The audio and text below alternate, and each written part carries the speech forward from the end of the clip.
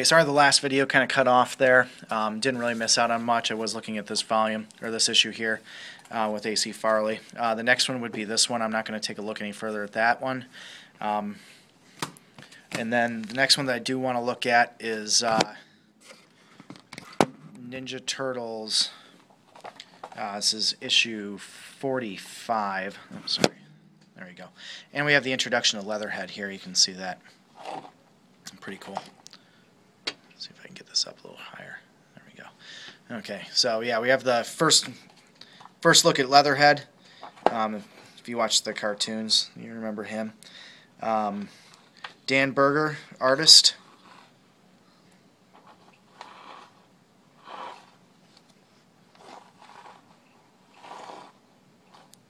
So you can see, yeah, definitely had his own style. Look at the way the teeth are done.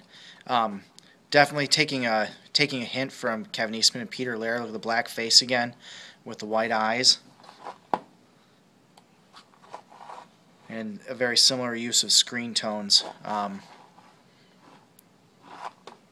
but much more cartoony looking.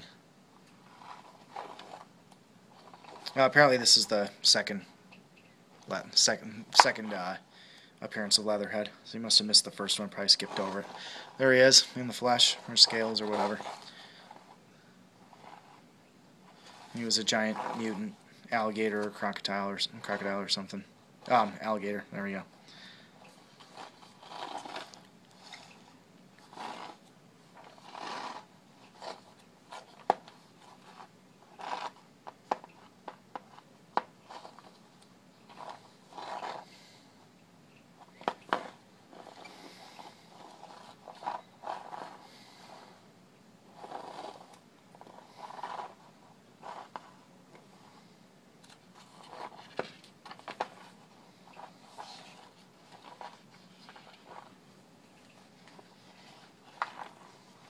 Okay.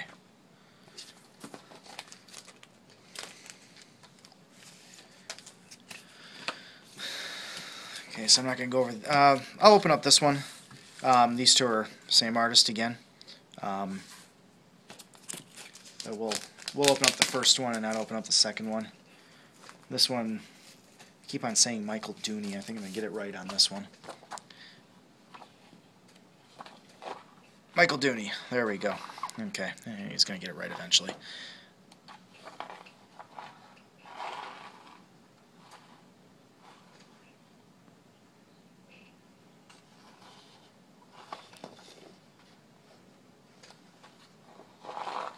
You can see he's got a much more typical comic book way of drawing.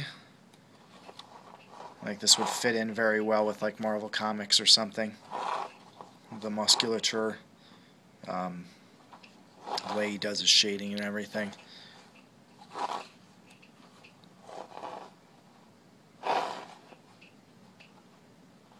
Super awesome artist again.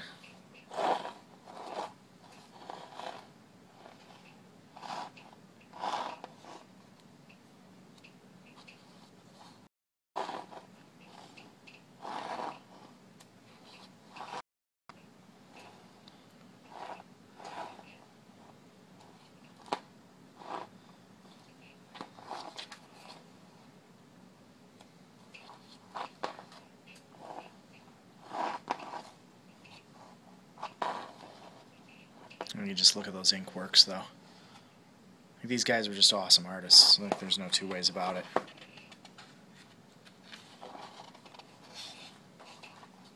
Okay, and that's the end of that issue. We're not going to look at the next one. Starting with this, then, so we've kind of reached the sort of the unofficial end of Volume 1 of Teenage Mutant Ninja Turtles. The official end isn't quite here yet, but it's getting there. So we've got a couple books by A.C. Farley. Two books by A.C. Farley. These are both super awesome. We've already kind of looked at his artwork, so I'm not going to open these up just for time's sake, because we're already at like an hour, I think. But you can just see how awesome the artwork is on these, just like the rest of his work. And then after that, this is really the end of the series. I'm not going to go through all of these, but this is the City at War. City at War was 13 issues. You can see they had now changed the scrawl on the front, and this is the way it's going to look in Volume 2 of Ninja Turtles as well. And take a look at the artwork. The artwork is all done by A.C. Farley again, so super high quality, and the story focuses on a regathering of the Foot Clan.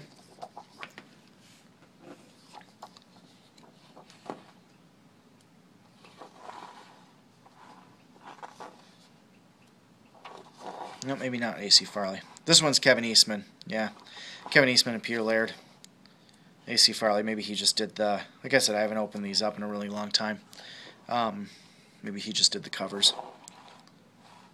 But you can see it's a return to the original art, original story work. There's Casey Jones. There's our Turtles. Splinter. April O'Neil.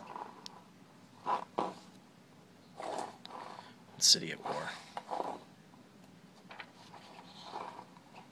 So the Foot Clan is back, and they've got these super awesome ninjas with them now,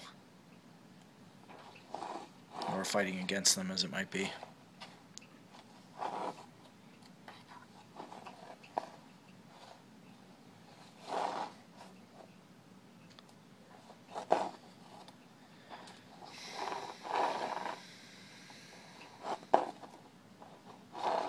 You can just see how iconic Eastman and Laird's artwork was.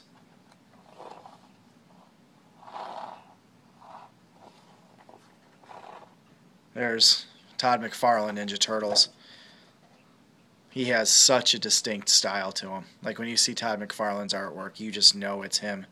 Look at the face. Reminds you of Spawn. The way the chains are drawn and the way that the actions move reminds you of Spider-Man. There's definitely Todd McFarlane there. Eric Levine. I'm not sure who did this one. We got several of the artists here all working together, so you can see Eric Talbot, Steve Levine, A.C. Farley, Ryan Brown, Jim Lawson. Can't recognize some of these other guys' signatures, but this is their way of basically saying goodbye at the end of Volume 1. All the different faces and artists that helped contribute to Volume 1 over the years. Now, since my memory's failing and I don't remember who the artists were, who the main artist was at City at War, I want to open up the second issue, take a peek inside there. I got this funny feeling that Kevin Eastman and Peter Laird only did the first issue, because I kind of remember A.C. Farley doing all of it, but we're going to find out here in a second. So, covers were obviously A.C. Farley. This has, the City at War has some of my most favorite covers in all of Ninja Turtles on them. They were just super awesome looking.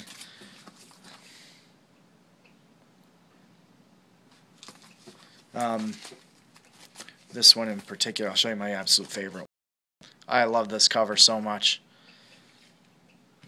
Just the way the teeth are done, how symmetrical they are, all the lines in the face. You can tell that we're moving along time-wise now. We're in 1993, so the coloring ability is much different. You can see the gradation. This would have not been possible in earlier years, obviously. But this is the coolest cover that I've ever seen. I think that this is really awesome. So let's go back to here. Let's see, who's our artist here? Jim Lawson.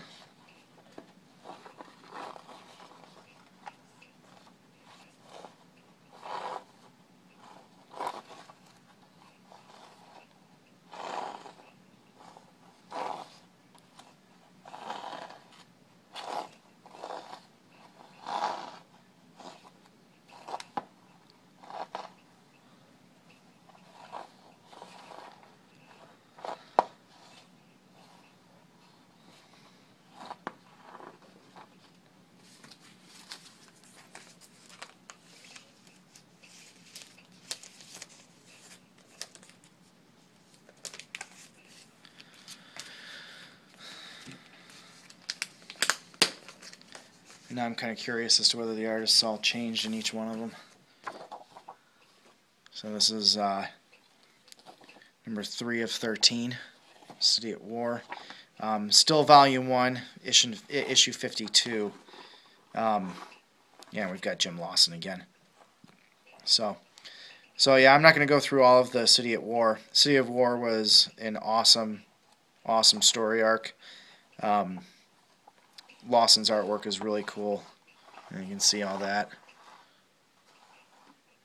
Even though he had a more cartoony look to the turtles, you can see the way their faces were drawn. Much more cartoony. I wouldn't go so far as to say disproportionate, but he had his own way of drawing them, which is what made the Ninja Turtles what they were. Everybody had their different takes on them. So we'll skip ahead to the last. We'll go to the last issue. And so this is the end of Ninja Turtles Volume 1. This is the end of our video. Issue number 62. After this, things kind of changed. Volume 2 does kind of pick up where this one left off. You can see April O'Neil and Casey Jones are married at this point. They've got a child. Remember what I said about the proportions of the turtles? Look how short they are. You see how Casey Jones and April O'Neil, the way their proportions are versus the Ninja Turtles. 1 head, 2 head, 3 head, 4 head, 4.5 heads compared to the, we said 6.5 heads on the other person's work. So much shorter in stature, but still, we're looking still at Jim Lawson as the artist here.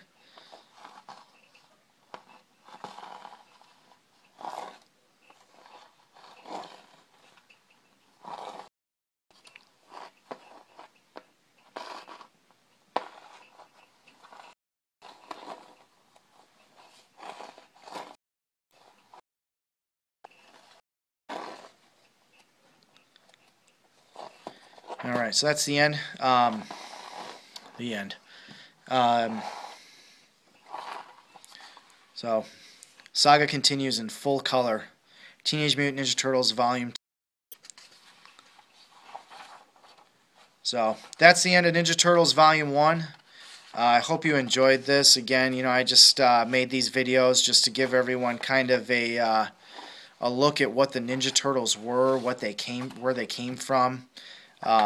Look at the different artist styles and just what the series is so unique. It was just a huge influence on me as an artist, and also on me as a comic book collector, and why I kind of made the jump from American comics over to Japanese comics, just because of the influence of the artwork and how awesome the artwork looked. Super unique. If you have a chance to pick up some of these, I would definitely encourage it. Ninja Turtles were just super awesome, and yeah, just totally their own thing, not like anything else that you're going to find out there in like the realm of superhero kind of artwork and superhero comics and storylines. So, hope you enjoyed watching this. Hope you enjoyed taking a trip through the past and looking at these awesome old comics with me. Have a good one.